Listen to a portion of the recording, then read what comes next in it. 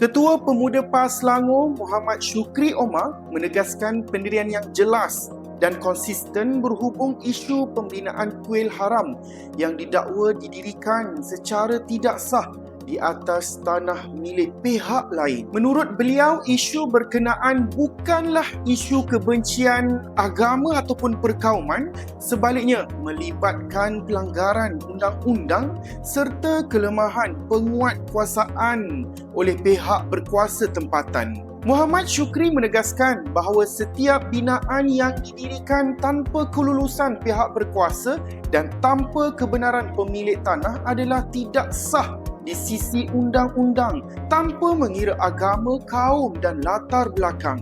Katanya undang-undang tidak boleh dikuatkuasakan secara terpilih, termasuk apabila melibatkan rumah ibadah, kerana keadilan yang bersyarat hanya akan menjejaskan kepercayaan rakyat terhadap sistem pemerintahan. Sebagai perbandingan, beliau menjelaskan pembinaan masjid dan surau tertakluk kepada peraturan ketat, termasuk pemilikan tanah yang sah, kutipan dana yang telus serta pemantauan oleh Jabatan Agama Islam Negeri.